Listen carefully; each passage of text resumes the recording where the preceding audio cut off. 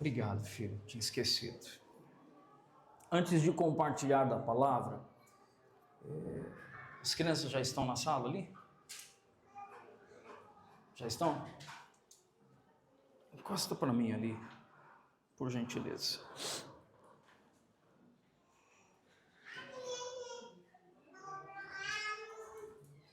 Antes de nós iniciarmos o compartilhar das Escrituras, eu quero gastar uns minutos a mais aqui em oração.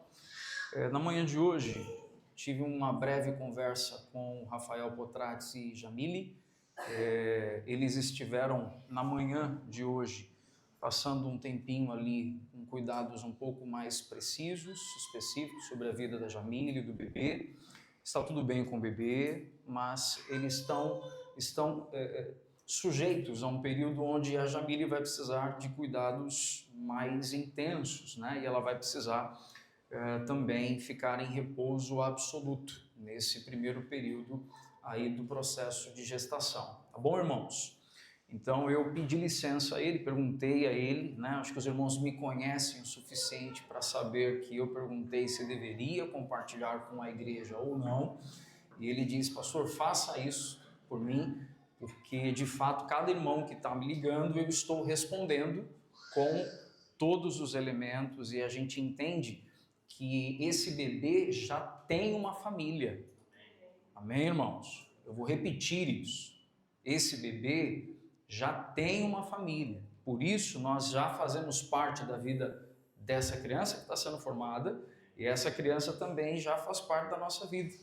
Então, muitas vezes a gente até espera algumas coisas a mais ou não, quando na verdade a gente sabe que essa criança já é amada, já é objeto, já é alvo das nossas orações, amém? Então nós queremos gastar um tempo agora orando por essa família, amém, irmãos? Pedindo ao Senhor uma intervenção da parte dele sobre essa família, sobre essa casa. E temos outros irmãos entre nós, alguns presentes e outros não, que estão também vivendo dias que estão requerendo cuidados médicos, apoio, encorajamento. Então eu quero pedir que a gente gaste um tempo agora como igreja, entendendo a vocação da igreja. Uma das expressões que a gente usa como a vocação da igreja é ser uma família de muitos filhos, semelhantes a Jesus. E isso glorifica o Pai. Amém, irmãos? Vamos estar em pé mais uma vez, então, em nome disso. Eu gostaria que a gente gastasse um tempo agora orando por essas questões de saúde. Existem irmãos também em questão de emprego, questão inúmeras, e nós vamos gastar um tempinho aqui para orarmos em favor disso. Porque de nada vale a gente achar que a gente tem que sair desse local para um local maior, se as coisas mais elementares de uma vida familiar como igreja, a gente não se ocupa delas. E nos ocupar com gente. Gente deve ocupar a minha agenda, não estrutura. Amém, irmãos? E vamos gastar o nosso tempo agora ocupando a nossa agenda, a nossa liturgia com gente, com oração. Vamos fazer isso, irmãos? Vamos orar em favor daqueles que você está ciente que carecem das nossas orações agora. Vamos fazer isso? Paizinho, nós te louvamos, nós te bendizemos, te rendemos graças, te louvamos, te honramos por quem o Senhor é. Nós sabemos que o Senhor tem ciência, sabe de todos os enfrentamentos que irmãos estão vivendo nesses tempos. Senhor, a vida do Rafael e da Jamile, a vida do bebê que está sendo formado ali. Senhor, também te pedimos pela vida da Luísa, Senhor, aqui, que também está com o coraçãozinho bem apreensivo quanto ali ao seu irmãozinho ou irmãzinha, Senhor, e nós te pedimos que o Senhor, por meio da sua bondade, o Senhor venha guardar essa família, venha guardar essa casa. Nós oramos, Senhor, para que o Senhor venha derramar ali, Senhor, força física, vigor físico em toda a família. Pedimos que o teu amor seja ali derramado também para que eles recebam gestos afetuosos e amorosos dessa que é a família de fé deles, e que possamos possamos, Senhor, perceber a Tua intervenção, a Tua presença, Senhor, o Teu mover ali no ventre da Jamile, Senhor, onde qualquer intercorrência, Senhor, que esteja em curso, seja interrompido agora, Senhor, e que de fato, Senhor, todo o período de gestação seja, Senhor, ainda que desafiador, mas seja abençoador para essa casa e para essa família, Senhor. Vem, Senhor, assim como compartilharemos nessa manhã, vem derramar sobre eles, Senhor, a paz que excede todo entendimento, e essa paz é que guarda os nossos pensamentos e sentimentos em Cristo Jesus. Também, Senhor, sobre tantos outros irmãos entre nós, que carecem, Senhor, das nossas orações, que estão vivendo dias, Senhor, de desafios, de saúde, Senhor, seja saúde física, seja de saúde emocional. Nós clamamos, Senhor, coletivamente, clamamos como igreja por uma intervenção poderosa do Senhor sobre esses irmãos, sobre essas irmãs. Pedimos, Senhor, que o Teu poder seja derramado de forma especial sobre a vida deles, poder esse que os capacite a viver piedosamente no tempo presente, Senhor.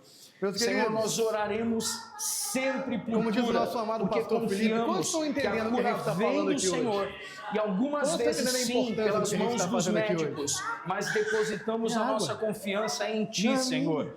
Não apenas no que a medicina tem a dizer, no que a terapia, psicologia, psiquiatria teria a dizer, mas nós confiamos no poder do Evangelho de Cristo Jesus. E assim, Pai, lançamos sobre o Senhor toda a nossa ansiedade, porque sabemos que o Senhor, Pai, tem cuidado dos Teus filhos, tem cuidado de nós. Em nome de Jesus. Na história da amém e amém. E aproveitando que estamos de pé, irmãos, aula, pega a sua Bíblia, vamos abrir em Filipenses, Deus, de quem é capítulo Deus. 4. Estamos chegando no último capítulo, né, irmãos? Mais um livro da Bíblia. Glória a Deus, irmãos. Vocês estão cientes de quais os livros a gente já estudou juntos aqui? Vocês conseguem lembrar ou não? Vai falando aí, o que a gente já estudou? Hebreus, o que mais? Tiago, o que mais? Elinete falou aqui Colossenses. Começamos, acho que com Hebreus, lá em casa ainda. Depois passamos por Tiago. Depois fomos, acho que para Colossenses. Foi João primeiro? Colossenses primeiro, verdade. João acabou em dezembro, verdade. Passamos por Colossenses, João, e agora estamos finalizando Filipenses. Ô, irmãos, que alegria. E aí eu vou perguntar assim, você está lendo a Bíblia, irmão? Querer igreja bíblica a gente quer, mas querer igreja bíblica a gente faz quando a igreja lê a Bíblia, né, irmão? É ou não é, gente? Tá bom? Não, pastor, já começou bem hoje, né? Pronto, falei, né? Vamos então, Filipenses capítulo 4, vamos dos versos 1 ao 9. Vamos ler então a escritura que nos diz assim: portanto, meus amados irmãos, de quem tenho muita saudade, vocês que são a minha alegria e coroa, sim, meus amados, permaneçam deste modo, firmes no Senhor. Peço a Evódia e peço a Sintique que no Senhor tenham o mesmo modo de pensar. E peço também a você, fiel companheiro de julgo, que auxilie essas mulheres, pois juntas se esforçaram comigo no Evangelho, juntamente com Clemente e com os demais cooperadores meus, cujos nomes se encontram no livro da vida. Alegrem-se no Senhor, outra vez digo, alegrem-se, que a moderação de vocês seja conhecida por todos. Perto está o Senhor. Não fiquem preocupados com coisa alguma, mas em tudo sejam conhecidos diante de Deus os pedidos de vocês, pela oração e pela súplica, com ações de graças. E a paz de Deus, que excede todo o entendimento, guardará o coração e a mente de vocês em Cristo Jesus.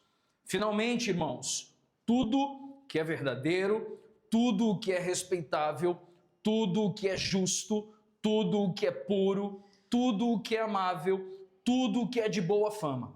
se alguma virtude há e se algum louvor existe, seja isso que ocupe o pensamento de vocês. O que também aprenderam, receberam e ouviram de mim, e o que viram em mim, isso ponham em prática, e o Deus da paz estará com vocês. Vamos falar com o Senhor mais uma vez. Pai, estamos diante de mais um momento de compartilhar da Tua palavra. Como é bom, Pai, como é bom nos render à autoridade das Sagradas Escrituras. Como é bom, Senhor, desfrutarmos de uma manhã, mais um dia do Senhor, onde ao lado dos meus irmãos e minhas irmãs, na presença do Cristo, o nosso Senhor, estamos aqui a ouvir aquilo que a Tua palavra tem para comunicar ao nosso coração.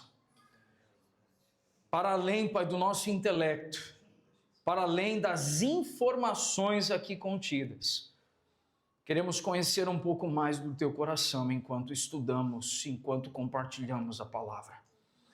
Por isso, Pai, vem e quebra no nosso interior estruturas de orgulho, soberba. Vem e quebra, Senhor, obstinações do nosso coração, Pai. A independência, Senhor, que muitas vezes parece que vem subindo, Senhor, pela nossa garganta, querendo declarar atos, Senhor, expressões de independência. Por isso, nessa manhã, coletivamente, queremos submeter os nossos pensamentos cativos a Cristo Jesus.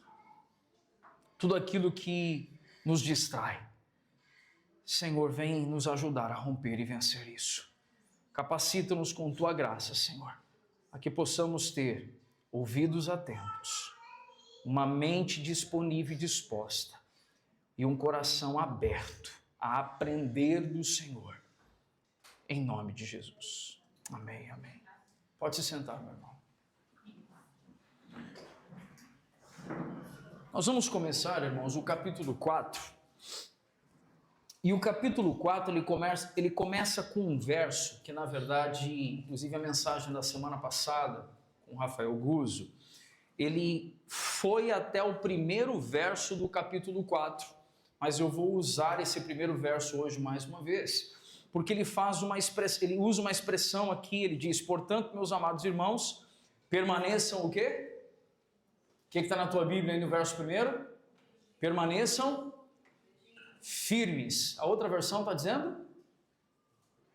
Tem alguém dizendo outra coisa em outra versão? Então a expressão que Paulo usou aqui, portanto, meus amados irmãos, permaneçam firmes no Senhor. É importante a gente trazer à memória que a igreja de Filipos, ela era a alegria e a coroa do ministério de Paulo. Ele usa, inclusive, a expressão de que essa igreja, ela era uma igreja parceira, uma igreja companheira dele, uma igreja com a qual ele tinha muito afeto. Essa igreja, ela nasceu num parto de dor, mas trouxe a Paulo muitas alegrias. Essa foi uma das poucas igrejas que se envolveu com a vida do apóstolo Paulo desde a sua plantação. Então, desde Atos 16, quando nós ouvimos aquela mensagem, aquele compartilhar, quando Paulo passa por Filipos e começa ali na casa de Lídia, começa ali uma igreja, desde aquele momento, o apóstolo Paulo recebe o apoio e a companhia daqueles irmãos, seja o apoio no sentido do encorajamento, seja o apoio no sentido do sustento e seja o apoio no sentido da amizade. Por isso era uma igreja que, quando Paulo escreve essa carta, é chamada de a carta da alegria de Paulo. Não porque tudo estava indo bem, mas porque o relacionamento estava bem.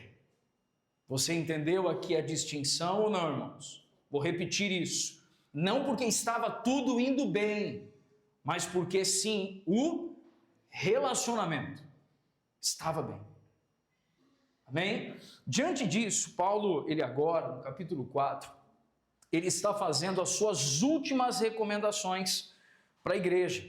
E na língua grega, existem dois tipos diferentes de coroa, porque ele usa aqui uma expressão de que vocês são a minha alegria e a minha coroa. Vocês observaram isso no primeiro versículo. E a expressão coroa, um dos termos, é a expressão diadema. E esse termo coroa, usando no grego a expressão diadema, está falando de uma coroa como um objeto colocado sobre a cabeça de alguém que se tornará um governante. Então, um governante, ele recebia sobre a sua cabeça, a expressão do grego seria o que então? Diadema. Então, uma coroa que o colocava em destaque e lhe dava então uma posição de governo. Só que não é essa coroa que Paulo está usando aqui. Paulo não estava tratando que ele estava recebendo uma diadema, porque a coroa só pertence a um, irmãos. A coroa pertence tão somente àquele que é o supremo pastor e bispo das almas, que é Cristo. Ele tem uma coroa, irmãos. Amém? Paulo está usando uma outra expressão que foi inevitável ontem, finalizando o sermão, digitando. Eu estava sentado aqui, os irmãos na aula da escola aqui de fundamentos, eu sentado lá no gabinete, finalizando o sermão, e eu não sorrir um pouquinho e lembrar da outra expressão do grego aqui, lembrando do irmão, que a outra expressão aqui é Stefano. A expressão do grego Stefano quer dizer a coroa do atleta. Isso porque na época dos jogos, na Grécia, em Roma, e eu tive que sorrir, viu, irmão? Lembrando de você, foi inevitável. Falei assim, se ele estiver lá, será que eu falo, não falo, né, e tal? Tudo a ver. E aí quando ele fala sobre a coroa do atleta, não sei se os irmãos vão lembrar dessas imagens que certamente vimos em figuras de livros, já vimos em filmes, que é uma espécie de cipó de ressecado ali, algo de origem ali de uma árvore, com louros em volta.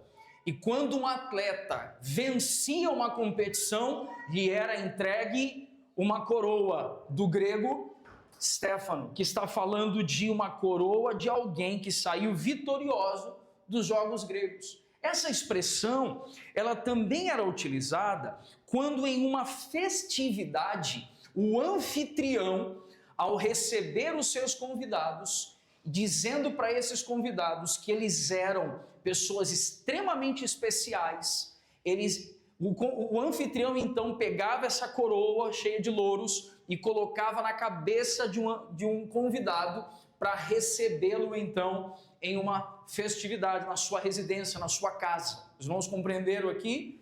Então, quando Paulo está dizendo, vocês são a minha alegria e a minha coroa, segundo alguns pesquisadores, alguns estudiosos, como Ralph Martin, falando sobre a perspectiva escatológica do cumprimento das profecias bíblicas, nós entendemos que Paulo estava vislumbrando que há aquele momento que nós seremos recebidos pelo nosso Cristo para cear com Ele, em uma festa onde Ele, o nosso Cristo, é o anfitrião. E nós, ao entrarmos nesse lugar, e aí Paulo está se vendo escatologicamente, entrando nesse lugar como convidado, e recebendo do anfitrião essa coroa em sua cabeça. E a igreja dos Filipenses seria então essa coroa. Os irmãos estão compreendendo isso? E ao enxergar nessa perspectiva, Paulo então estava falando sobre essa expressão, dizendo que aquela coroa, um símbolo do trabalho pastoral que Paulo exerceu com aqueles irmãos por longos anos. Os irmãos estão compreendendo o que Paulo tinha em mente quando foi escrever isso? E aí isso muda tudo, não é verdade, irmãos? Porque fala de uma alegria, mas não é uma alegria com diadema. Por isso, não é uma alegria para exercer uma posição que não lhe compete. Há uma posição que só pertence a Cristo, o bom pastor, o supremo pastor e bispo das almas. Quantos estão compreendendo até aqui, irmãos? Então eu posso me alegrar por ver irmãos crescendo. Eu posso celebrar quando vejo irmãos avançando. Contudo, a coroa continua pertencendo ao Cristo. Amém, irmãos? Ah, como isso arrebenta com a classe pastoral, irmãos. Sabe por quê? Porque quando vem uma pontinha, às vezes, de soberba, de arrogância, aí você lembra, tipo, opa, não. O mérito não é meu, eles são a minha alegria. Eu posso me alegrar por ver Cristo sendo formado neles. Contudo, a coroa pertence ao Senhor. Amém, irmãos?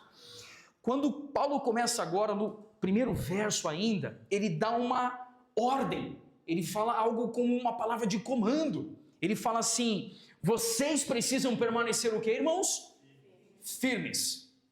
E quando Paulo escreve acerca disso, ele tem algo em mente. O que Paulo tem em mente? Paulo, quando escreveu a carta, e a gente não pode compartilhar o texto fora de contexto, senão vira pretexto para virar heresia. Tudo bem ou não? O contexto que Paulo está escrevendo é que haviam dois extremos, libertinos e conservadores. Libertinos achavam que a graça era uma credencial para viver qualquer coisa. Não, a gente já é salvo pela graça, então está tudo liberado, está tudo bem, a gente já foi... Não, peraí, não é sobre isso. E o outro extremo, os ultraconservadores religiosos, aqueles que foram chamados por Paulo de cães. Lembram dessa expressão, irmãos? Foram chamados de cães. Quando Paulo está olhando os dois extremos, Paulo está dizendo assim, eu sei que vocês estão lutando. De um lado vocês olham liberalismo, do outro lado vocês olham conservadorismo.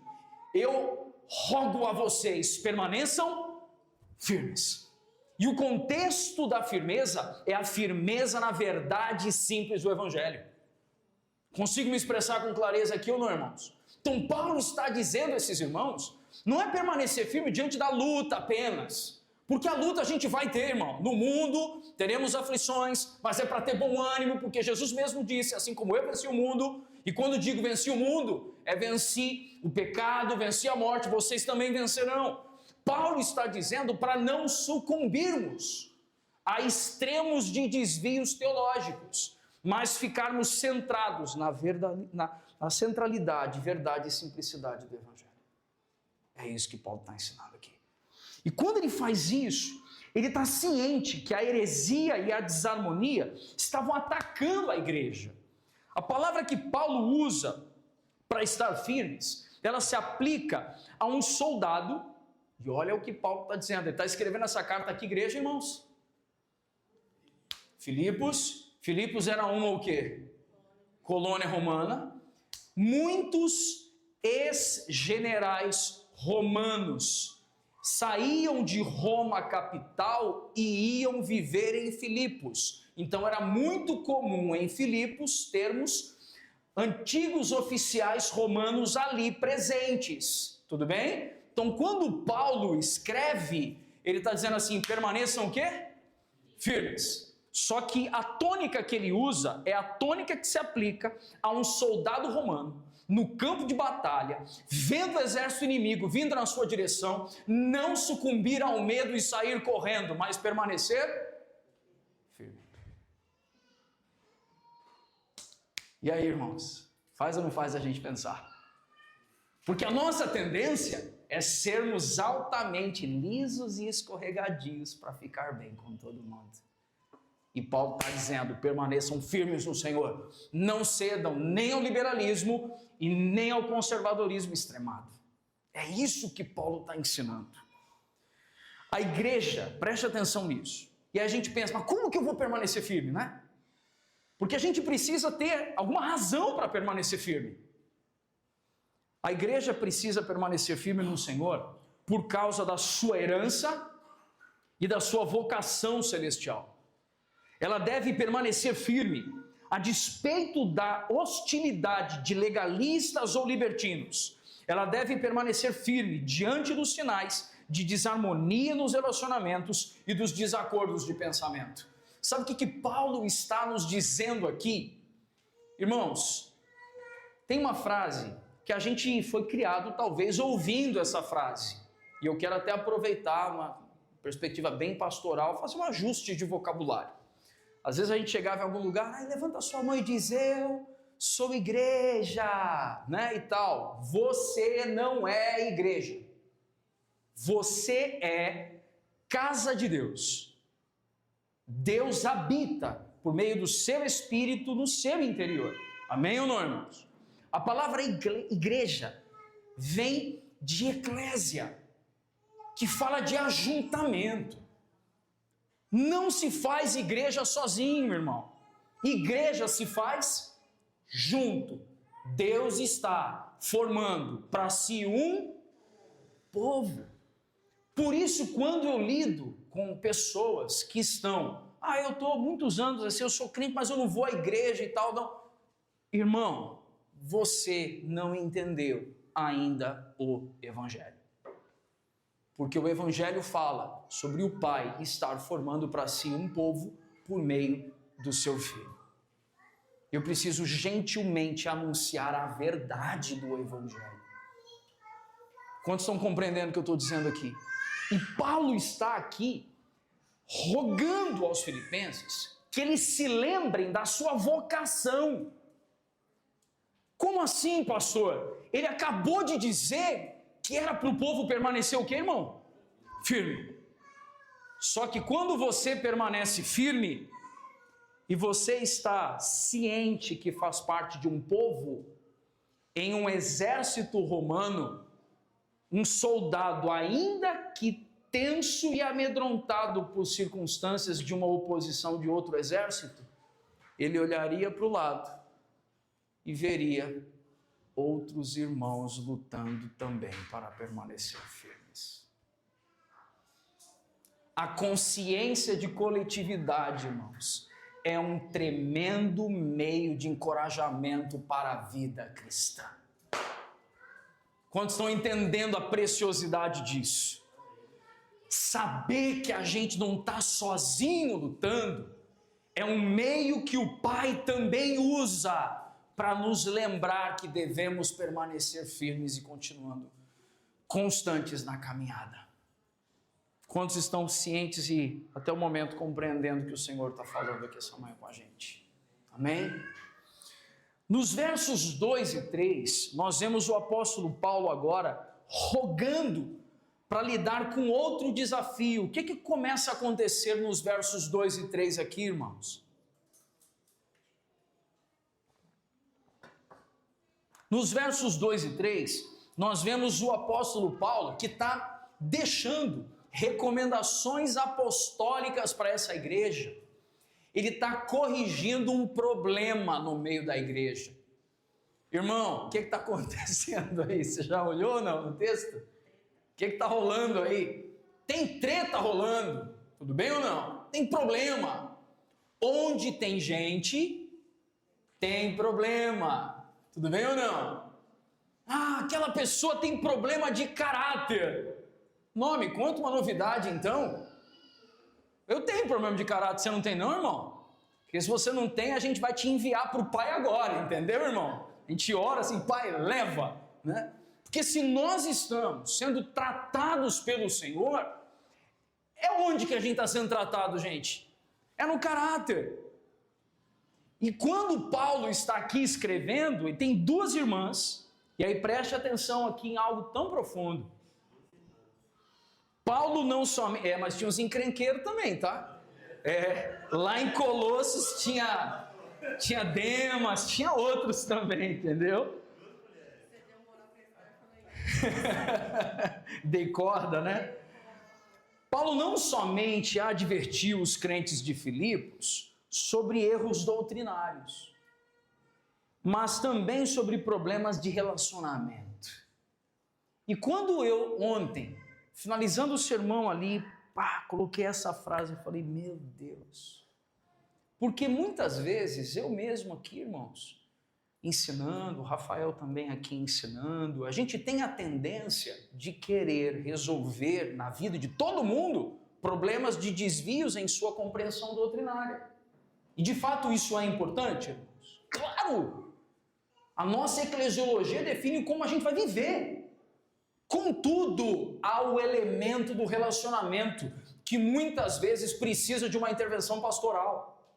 E quando Paulo aqui está escrevendo, ele está vendo a desarmonia rondando a igreja. Você está entendendo isso ou não? Estava rondando a igreja a desarmonia. Evódia e Síntique eram duas irmãs que ocupavam uma posição de serviço na igreja, que haviam se esforçado com Paulo no evangelho, e Paulo fala algo. Ele pede a um colaborador que a gente não sabe quem é, para ajudá-las a sentar e resolver o problema. Mas ele ainda diz assim, porque Evódia, Síntique, você e outros colaboradores estão com o nome escrito no livro da vida. Então nós estamos falando sobre gente que está perdida ou gente que está salva, irmãos? Gente que está salva, e gente salva também dá problema, gente. Ouviu o que eu estou falando ou não? Gente que serve ao Senhor, que trabalha, também dá problema. Sabe por quê?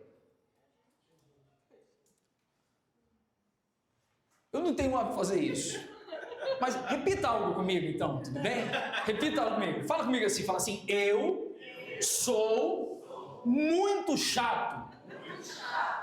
Essa consciência tem que sobrevir a gente, irmãos.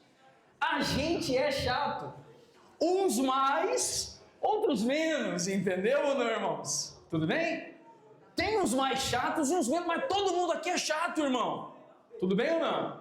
Quando alguém olhar para você e falar assim, irmão, como você é chato? Aí você fala assim, obrigado por me lembrar, irmão. Da falta da obra de Jesus me alcançar. Sabe onde eu quero chegar aqui, irmãos? Olha que interessante isso. Elas tinham servido com Paulo, se esforçando pelo evangelho. Elas tinham nomes bonitos. Olha só que lindo. Evódia quer dizer doce fragrância. Nossa, irmã Evódia. Olha, doce fragrância. A outra irmã, Síntique, quer dizer, sabe o quê? Boa sorte, né? Duas encrenqueiras, irmão. Está entendendo ou não? Até porque, deixa eu abrir um parênteses. Essa história da gente escolher nome hoje, que tem relação com destino, não tem nada a ver mais, tá?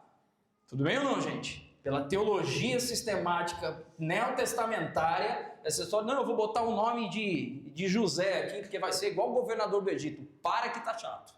Tá bom, gente? Tudo bem que eu falei ou não? Para que tá chato. Não, eu vou botar o nome de Felipe, que aí vai ser assim, vai ser transladado, vai aparecer um lugar, aparecer um lugar, aparecer no outro. Para que tá chato. Tudo bem ou não? Fecho parêntese, pronto, falei, acabou, vamos embora. Agora preste atenção em algo aqui. Mas estavam vivendo essas irmãs de modo repreensível. E aí eu quero chamar sua atenção para algo aqui, irmãos. Duas irmãs estavam trabalhando na igreja local, mas vivendo de modo repreensível. Elas punham o eu acima do povo. F.F. Bruce, teólogo, diz que o desacordo entre essas duas irmãs, não importando a sua natureza, representava uma ameaça à unidade da igreja como um todo. Paulo solicita a ajuda de um líder da igreja, que ele não nomeia, para auxiliá-las a fim de que elas se reconciliassem. Precisamos exercer na igreja o ministério da reconciliação, em vez de jogar uma pessoa contra a outra. Irmãos, deixa eu falar uma coisa aqui. Vocês entendem que Cristo exerceu o ministério da reconciliação? Nós éramos inimigos de Deus e Cristo selou a paz entre Deus e os homens. Por isso eu fico tão transtornado quando vejo um pastor com coração contencioso.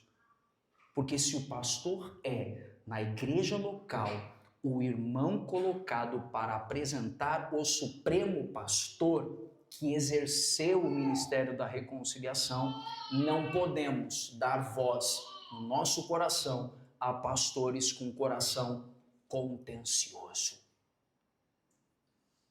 Por isso que a gente tem tanto irmão encrenqueiro, porque o pastor é encrenqueiro. Por isso eu faço tanto esforço, de ainda que eu esteja com meu coração transtornado por dentro, nas minhas orações os irmãos têm ouvido isso. Senhor, me ajuda a pregar com o tom da tua voz, porque é meu papel aqui não ser aquele que vai acidificar o seu coração. Quantos estão compreendendo a seriedade do que eu estou falando aqui? E aí Paulo está confiando em um colaborador para colocar as duas irmãs sentadas e elas poderem reconciliar. Porque Cristo nos deu o ministério da reconciliação. Irmãos, o pastor Hernandes Dias Lopes, meu exegeta favorito, escrevendo sobre isso, disse algo. E é curioso. Lá no verso 3, elas deveriam fazer o quê? Elas deveriam ter o mesmo modo de pensar, mas tem uma expressãozinha que vem logo depois. O que está na sua Bíblia, por favor? Elas deveriam pensar concordemente ou deveriam se alinhar ou ter a mesma forma de pensar. E o que está logo depois aí? No Senhor. Essa expressão, irmãos, muda tudo. Por quê? Porque ter o mesmo modo de pensar no Senhor faz com que a gente compreenda que aqui na terra a gente pode ter formas diferentes de pensar. Contudo, se eu estou em defesa da igreja do Cristo, eu preciso pensar da mesma forma no Senhor. Então, não é nem do meu jeito, nem do seu jeito. É do jeito de Deus. Nós vamos concordar no Senhor. E o reverendo Hernandes Dias Lopes disse assim: não podemos estar unidos a Cristo e desunidos com os irmãos.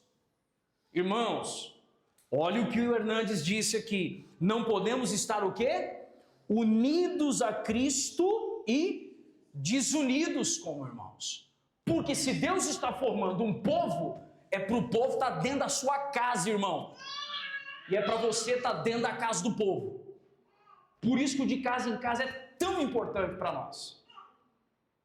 Porque o amor ao Senhor se desdobra em serviço aos irmãos. Reverendo Hernandes continua dizendo: não há comunhão vertical sem comunhão horizontal. Sabe aquela conversa de eu tenho comunhão com Deus e está tudo bem. A comunhão com Deus se revelará por meio da comunhão com o seu corpo, a saber, com a igreja.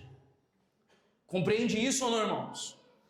Ninguém pode estar em paz com Deus e em desavença com seus irmãos. Por isso, a desunião dos crentes no mundo fragmentado é um escândalo. A igreja que... irmãos, ouça isso. A igreja que seremos, nós estamos falando da igreja visível ou invisível quando eu uso essa frase? A igreja invisível, a igreja que seremos, deve ensinar a igreja que somos hoje. Eu devo ter consciência de que a igreja invisível é unida e nela não há divisão. Então a igreja que seremos deve nortear a igreja que nós somos hoje. Quantos estão compreendendo isso aqui, irmãos? Sabe, o bispo anglicano N.T. Wright escreveu algo para nós como um relato que eu quero trazer aqui para os irmãos.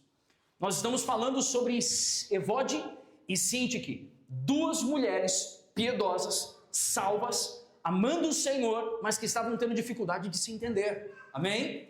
E agora N.T. Wright traz uma reflexão para nós. Essas coisas, ele está conversando com uma irmã aqui. Essas coisas essas coisas se resolvem melhor quando são tratadas logo. Eu estava conversando com uma senhora muito sensata, mãe e avó, que me contou que a sua regra de ouro era nunca deixar suas roupas para passar empilhadas por mais de 2 dias. Passado esse tempo, seria algo assustador contemplar a pilha. Do mesmo modo, se há algo que precisa ser eliminado da nossa comunidade cristã, deve-se fazer isso imediatamente, antes que o ressentimento se solidifique e não possa mais ser suavizado ou desmanchado.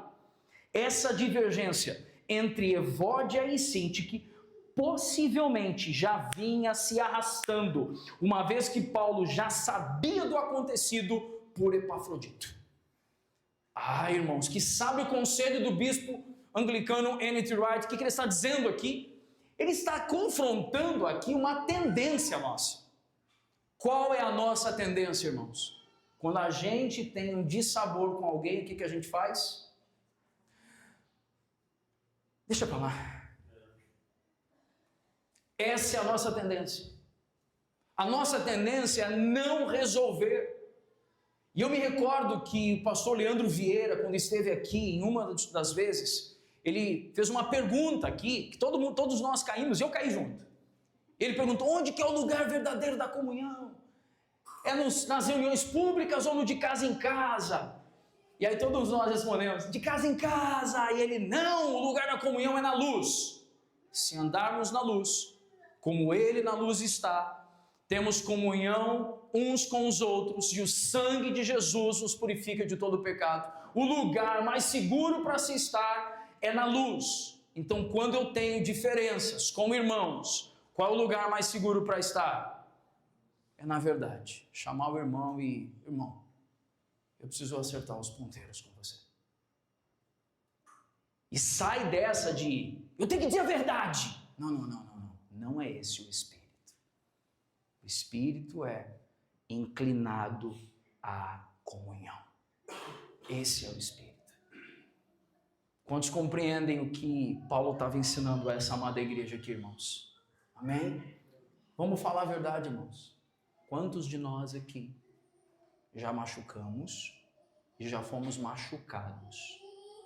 Ou por não tratarmos, por omitirmos a verdade, ou por querermos falar ou termos ouvido alguém falar de modo brusco, abrupto e agressivo.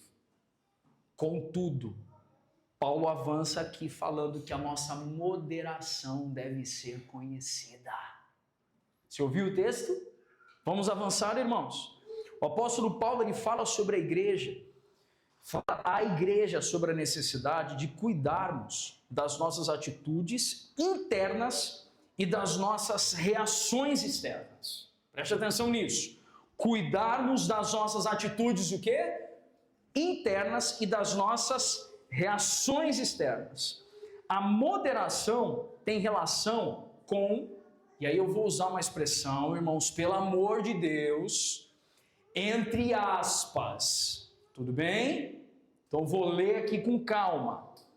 A moderação tem a ver com, entre aspas, controle do temperamento. E eu fiz de propósito. Ou melhor, agora falando o que é, ou melhor, com a transformação da nossa natureza que está produzindo domínio próprio. Não é sobre o temperamento que eu estou controlando, porque isso é uma obra da carne externa, mas é sobre alguém que está sendo transformado na sua natureza, por isso revela domínio próprio. Quantos compreendem isso, irmãos? Que a gente põe desculpa no temperamento.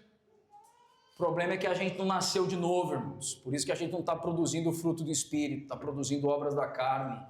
Não é o meu temperamento. Não, é você que não converteu. Está bravo, pastor? Esse é meu segredo, eu estou sempre bravo, né? Até parece. Linete, concorda comigo aí? Vamos lá, irmãos. O reverendo Hernandes Dias Lopes, falando sobre isso, ele trouxe uma reflexão que eu gostaria que os irmãos ouvissem, abraçassem, e eu vou colocar o esboço no grupo depois, que os irmãos mandem fazer um quadro para a sua sala e ponham isso daqui no seu coração, assim, essa reflexão do pastor Hernandes. Um crente não pode ser uma pessoa explosiva, destemperada e sem domínio próprio.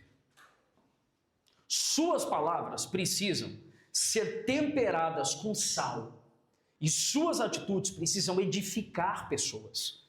E a sua moderação precisa refletir o caráter de Cristo. Irmãos, eu leio isso daqui ouvindo a minha voz, mas dentro da minha cabeça eu estou ouvindo a voz do Hernandes falando isso. Consigo perceber de fato esse irmão pregando aquilo que ele tem vivido nos mais de 40 anos de ministério que ele já exerce. A moderação precisa ser vista por todos.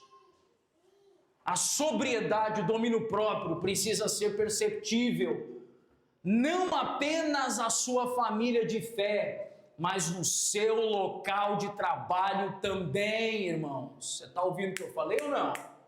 Porque eu não estou nem aí se você está parecendo gente boa aqui na igreja local, porque como igreja é para a gente de vez em quando tretar para ser formado, tudo bem? E a gente vai resolver. Agora é lá fora que quem está em trevas só vai conhecer a luz quando perceber que você é sóbrio e moderado, como Cristo Jesus foi manso e humilde.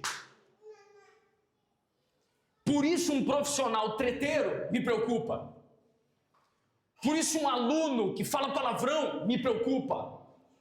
Por isso alguém que tem problemas de desvios morais me preocupa, porque não está revelando que nasceu de novo, não nasceu da água do Espírito.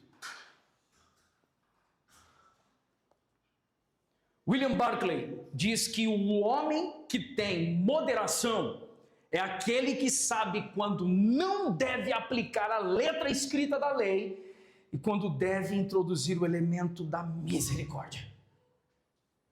Um homem moderado sabe quando encolher a mão para estender a outra. Sabe quando é hora de calar as suas reações, a fim de estender a mão da misericórdia. Quantos estão compreendendo isso aqui, irmãos? No Senhor. A igreja também tinha alguns desafios comuns ali. E aí Paulo, quando começa a dizer no verso 6, ele começa a dizer sobre um outro elemento que estava acontecendo. Porque eles estavam vivendo lutas exteriores, mas também lutas o que, gente? Internas. A igreja tinha problemas. E os irmãos da igreja, irmãos, preste atenção agora no que eu vou falar. A igreja tinha problemas. E muitas vezes os problemas de uma igreja é porque os irmãos estão vivendo problemas. E talvez a igreja seja o único lugar seguro onde a pessoa tenha para... Então deixa ela explodir e a gente corrige. Deixa ela avacalhar talvez no momento e a gente puxa a orelha dela para mostrar para ela que ela precisa ser corrigida, ser reorientada. Existem pessoas, irmãos, presta atenção no que eu vou falar aqui, isso é sério. Existem pessoas que não tiveram uma família como um lugar seguro. Vou repetir isso. Há irmãos entre nós que não tiveram em suas famílias um lugar seguro. E a igreja, ela tem que exercer esse papel como família da fé, de ser esse lugar seguro. Mas a pessoa vai dar problema, pastor, a gente corrige, mas ela continua a dar problema, a gente disciplina.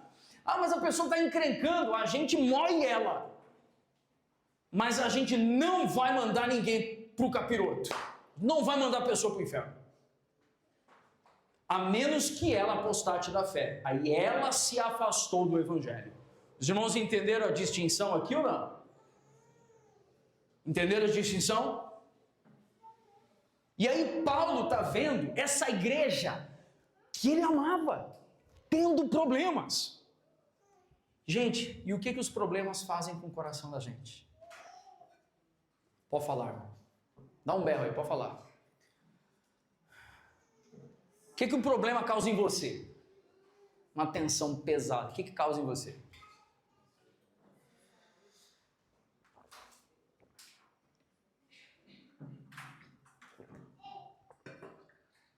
E aí Paulo começa no verso 6. Não vivam preocupados com coisa alguma. Outras traduções dizem o quê? Não estejam ansiosos com coisa alguma. Ô irmãos, como é importante no momento de extrema dor e tensão ouvir uma palavra como essa de alguém que apacenta o nosso coração. Por isso, os apacentadores da nossa igreja local, na escola de formação, no serviço dos santos, em tantas ocasiões eu falei inúmeras vezes.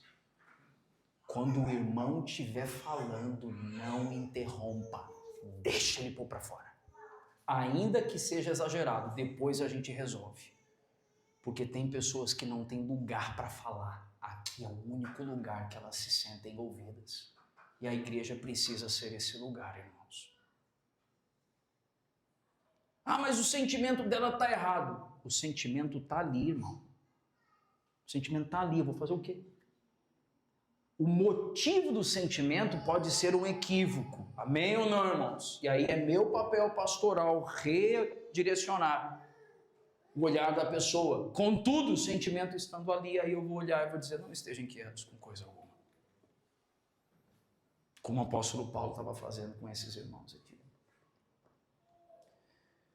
E detalhe, Paulo está escrevendo o quê? Não estejam inquietos com coisa alguma, gente. Eu estou aqui, sentado no meu gabinete, com ar-condicionado, escrevendo com a minha caneta, fala o nome de uma caneta chique aí. Montblanc. Não, irmão, Paulo está escrevendo isso daqui, numa prisão, em Roma, passando aperto. E ele vai e fala para a gente não ficar ansioso com coisa alguma. Dá uma vergonha, não dá? Dá ou não dá? Porque quem está escrevendo para a gente não ficar ansioso não é um cara que está vivendo tudo tranquilo, mas um irmão piedoso, o apóstolo Paulo, que estava aprisionado. Se alguém tinha motivo para estar ansioso ali era Paulo, porque ele estava preso, seus amigos estavam tendo dissensões em Filipos e ele não estava lá para resolver.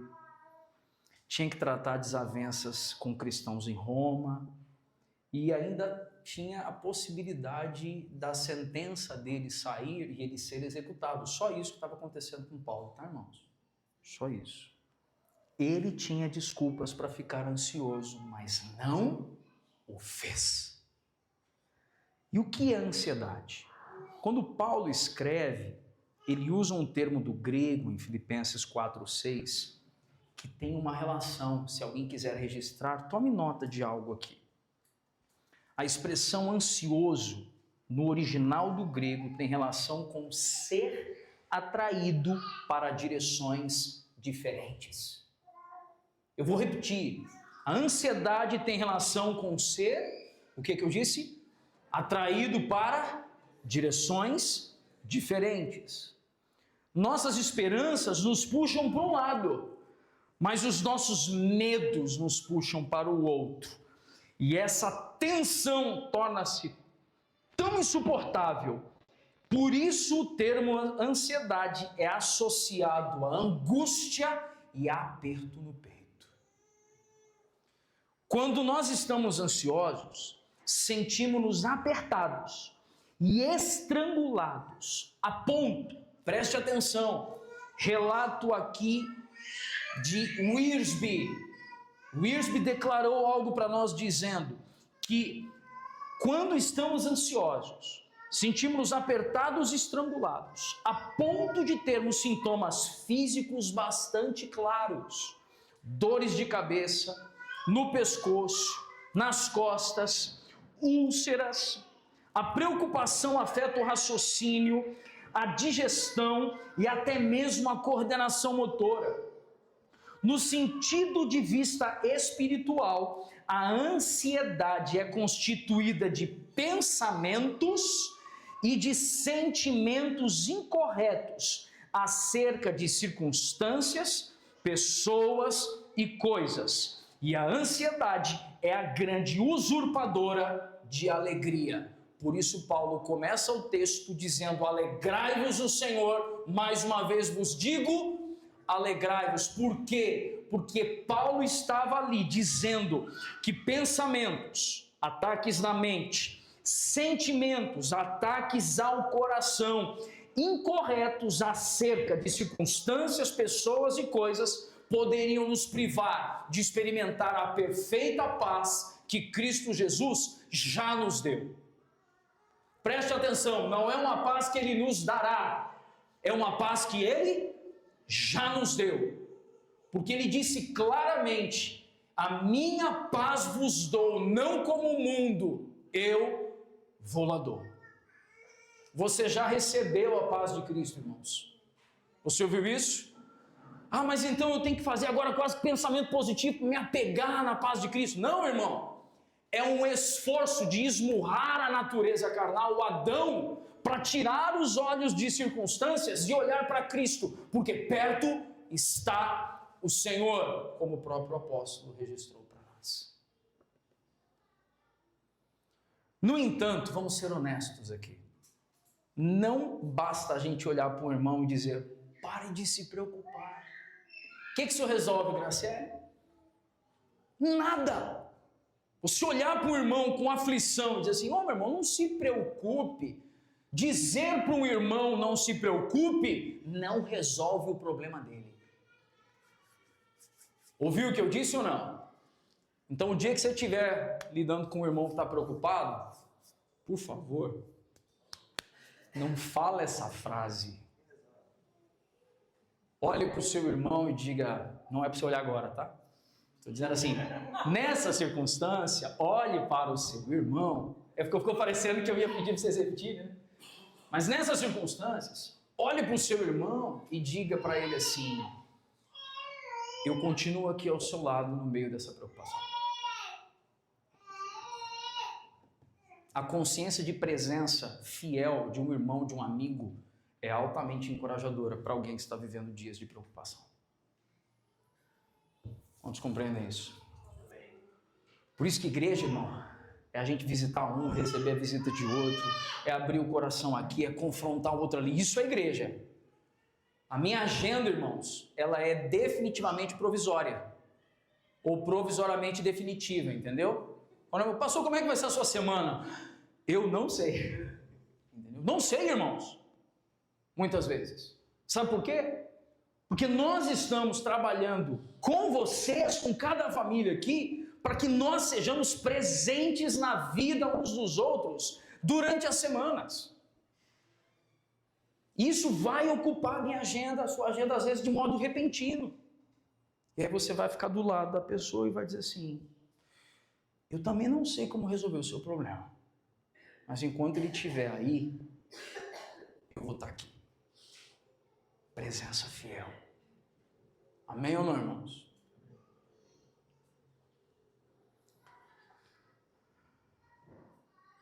Para vencer a ansiedade, é preciso ter mais do que boas intenções. O melhor antídoto é a segurança. Os pais dos meninos menores, as crianças menores, de vez em quando eles começam a se mexer. Quando eles eram mais novinhos, esse sentimento faz com que eles se sintam, essa posição às vezes para a criança menorzinha, faz com que elas se sintam desprotegidas, não é verdade? E qual é o papel do pai e da mãe muitas vezes? Pega a criança, vira a posição dela e trava ela aqui. E aí como que ela reage? Muitas vezes, irmãos, a presença fiel de um irmão piedoso é só para fazer esse movimento com a gente. E declarar que a paz de Cristo já lhe foi dada. E a gente vai ministrando isso ao coração dos irmãos. Quantos compreendem isso? A fim de vencer a ansiedade e de experimentar a segurança, nós devemos observar 3 recomendações que Paulo deixou para a gente. Vamos observar o texto do verso 6? Paulo está falando agora, olha, vocês estão tendo lutas e tal, quero que vocês se alegrem no Senhor, não vivam preocupados. Em vez disso, localiza esse trecho aí, em vez disso, ou seja, ao invés de andar preocupado, vocês têm que fazer algo. O que está na tua Bíblia aí, irmão?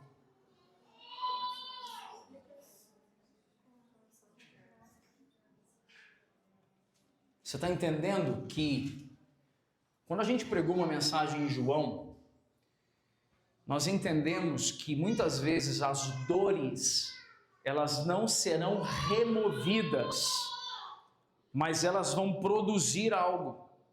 Você ouviu o que eu disse, amém ou não? Elas vão produzir algo. E aqui Paulo está dizendo, olha, se vocês entendem que vocês têm que vencer a ansiedade, experimentar a segurança, eu quero deixar 3 recomendações para vocês. Primeira recomendação, anote aí: orar corretamente. Primeira instrução de Paulo é o quê? Orar corretamente. A oração, a gente faz algo, a gente vem falando isso na nossa igreja local e sempre é bom repetir.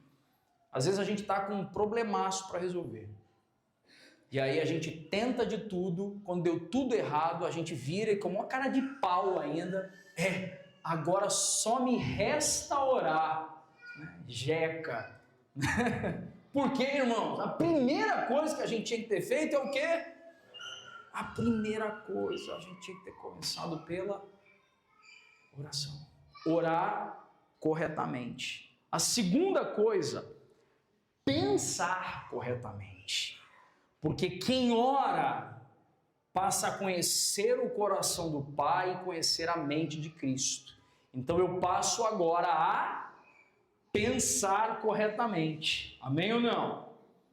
E o terceiro ponto, que já está no finzinho do verso 9, quando Paulo diz que a terceira recomendação é viver corretamente.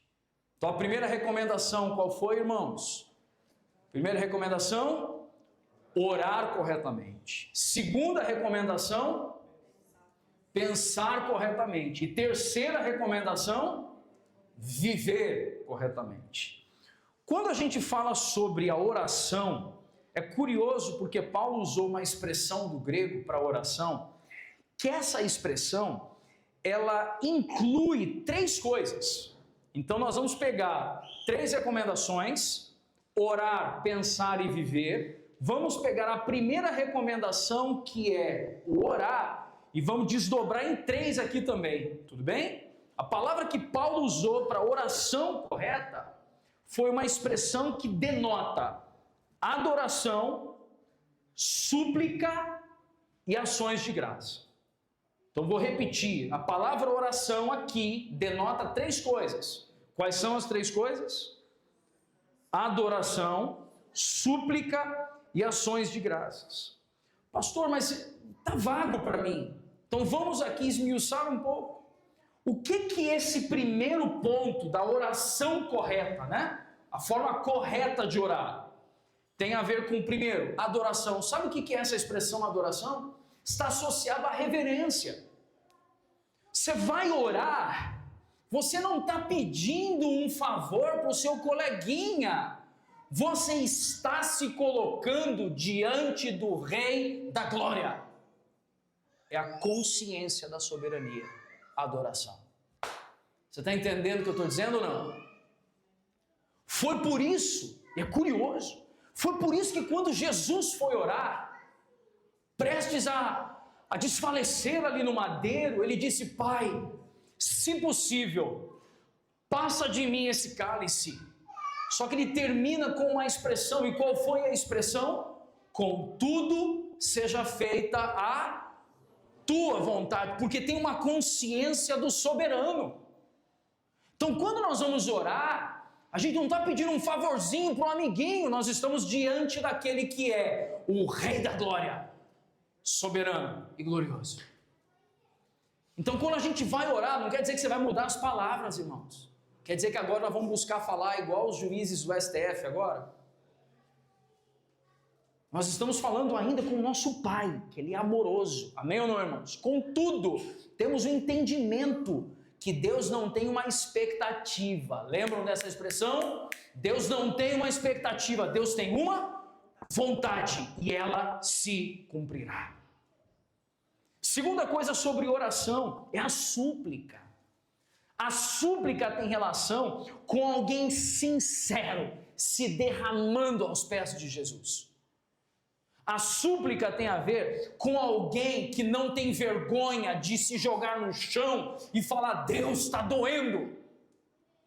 A súplica tem a ver com alguém que se lança com a cara no pó e diz: Pai, eu não sei mais como lidar com isso daqui. E por fim, ações de graças. Porque se há uma vontade soberana, se o alvo da minha oração, se o objeto da minha oração será respondido ou não, eu continuo glorificando ao Senhor e lhe dando graças, como Abacuque certa vez disse, ainda que a videira... Ih, fugiu tudo. Ainda que a figueira não floresça e o fruto da oliveira minta, e ainda que não haja fruto na vide, todavia eu me alegrarei no Senhor. É alguém que consegue dar graças ainda em meio a dores. Não estou entendendo o que eu estou trazendo aqui. Então a primeira coisa para vencer a ansiedade é o orar corretamente.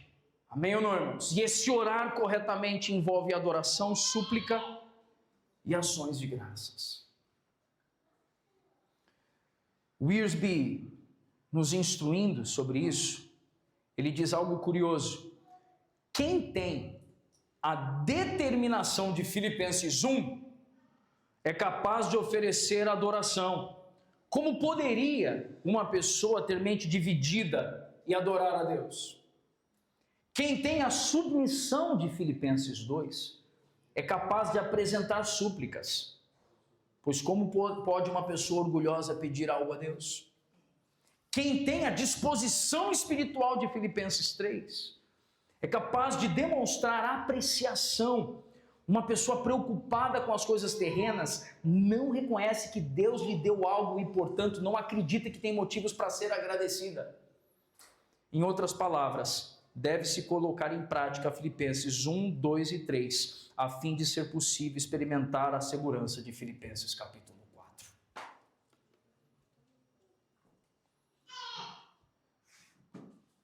Primeira coisa, para vencer a ansiedade é o que, irmãos, por favor?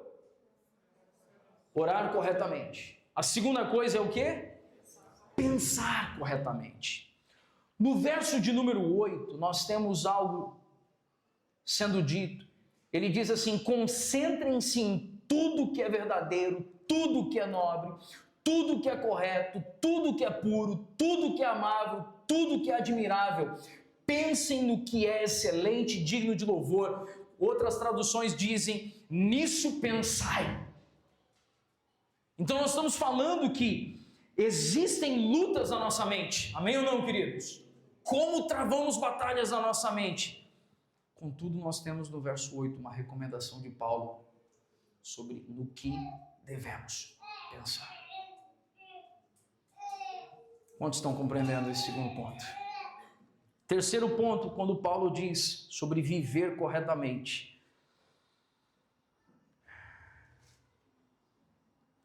Não é possível separar atos exteriores de atitudes interiores. Paulo considera 4 atividades: aprender e receber, ouvir e ver. Uma coisa é aprender a verdade e outra bem diferente é recebê-la e assimilá-la em seu interior. Ouça essa expressão, irmãos, aqui. Não basta ter fatos na cabeça, é preciso ter verdades no coração. Ouviram isso, irmãos?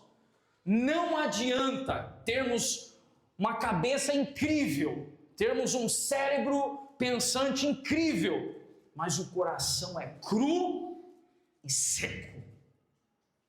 Paulo está dizendo aqui claramente que eles deveriam pôr em prática tudo aquilo que eles estavam aprendendo. Ao longo do seu ministério, o apóstolo Paulo não apenas ensinou a palavra, mas ele viveu na prática aquilo que os seus ouvintes precisavam ver. Orar corretamente, pensar corretamente e viver corretamente, essas são as condições para ter segurança e vitória sobre a ansiedade. Agora preste atenção a algo muito curioso. Uma relação com 2 textos bíblicos como uma metodologia para memorização, não que a gente tenha que fazer uma intertextualidade aqui. Filipenses 4 em paralelo com Tiago 4. Em Filipenses 4 nós temos, entre aspas, o capítulo da paz. Paulo está dizendo para não estarem o quê? Ansiosos por coisa alguma, mas deviam se apegar à paz de Deus. E em Tiago 4 é o capítulo da guerra. Por quê?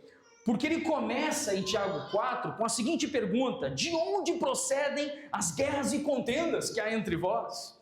Tiago explica as causas das guerras, orações incorretas, olha que curioso, orações incorretas, pedis e não recebeis porque pedis mal, para o vosso deleite.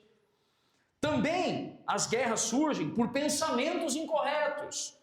Vós que sois de ânimo dobre, limpai o vosso coração. E também por uma vida incorreta. Não compreendeis que a amizade do mundo é inimiga de Deus? Então nós vemos em oposição aqui duas situações. Em um extremo nós temos Paulo em Filipenses 4 recomendando que nós devemos primeiramente orar corretamente. Em segundo lugar devemos pensar corretamente. Em terceiro lugar devemos viver corretamente. E o próprio Paulo, e quando nós vemos o apóstolo Tiago, o irmão do Senhor, lá na epístola, dizendo assim: sabe qual é o problema de vocês? Vocês estão orando incorretamente, vocês estão pensando incorretamente e estão vivendo incorretamente. De fato, irmãos, há uma forma de se viver por meio de Cristo Jesus e o poder do Evangelho para nós no tempo presente. Não há meio termo. Ou nos entregamos inteiramente ao Espírito de Deus e oramos, pensamos e vivemos corretamente, ou nos entregamos à carne e ficamos divididos e ansiosos. Não há com que se preocupar. E a preocupação é pecado, irmãos. Preste atenção no que eu estou dizendo aqui. O nome preocupação, se você pronunciar devagar, é uma pré-ocupação. Eu estou me ocupando, gastando tempo, recursos e vigor com algo que está no futuro, e o futuro pertence ao Senhor. Pastor, mas então eu vou viver deitado eternamente em berço esplêndido? Não. Você vai planejar, você vai organizar a sua vida, vai... Contudo, se preocupar é tentar trazer para o presente aquilo que só está no futuro. E algumas estatísticas de psicólogos, terapeutas apontam que nos consultórios eles identificam que apenas 8% das preocupações da maioria das pessoas que são atendidas se concretizam. Só que a Bíblia já sabia disso antes de Sigmund Freud. Porque Cristo é a verdade que precisamos conhecer, para além de qualquer outra área de conhecimento. Que a paz de Deus guarde o coração de vocês. No mundo nós teremos aflições. Mas, irmãos, Jesus mandou a gente ter bom ânimo. Amém, irmãos? Ainda sentados, feche seus olhos. Pai, obrigado por estarmos juntos aqui. Obrigado por tua bondade, graça, riqueza e misericórdia. Obrigado porque o Senhor está nos formando com a sua palavra, forjando em nós o caráter do seu Filho. Que nós possamos, Pai, corresponder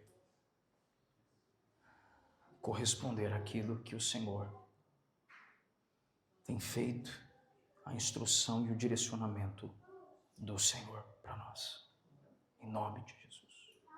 Em nome de Jesus. Amém, amém. Amém, irmãos. Breve aviso para os irmãos. Na próxima semana nós temos aqui, primeiro domingo do mês, amém? Na sexta noite, no sábado, nós teremos a conferência Maturidade na Igreja Evangélica Atos, Vila Velha. Pastor Pedro, que esteve aqui, eu devo estar participando de um painel de perguntas e respostas no sábado à tarde. Leandro Vieira participará pregando no sábado à noite. Amém, irmãos? E pastor Leandro Vieira, estará conosco aqui no domingo pela manhã, na próxima semana. Então vamos fazer um break na série e vamos fechar a série no outro domingo. Amém, irmãos? Os irmãos sabem que temos ceia. Então, estão cientes da nossa agenda. Amém? Tem alguma coisa que eu estou esquecendo, irmãos? Não? Tudo certo? Quero trazer também a memória que a gente permanece em oração, procurando locais, nos dedicando a encontrar local que seja oportuno para a nossa igreja local. Lembre que você tem liberdade de ofertar, de contribuir, entregar também o seu dízimo ali nas caixinhas, fisicamente, ou com o QR Code da igreja, chave Pix da igreja, esteja à vontade para fazer isso.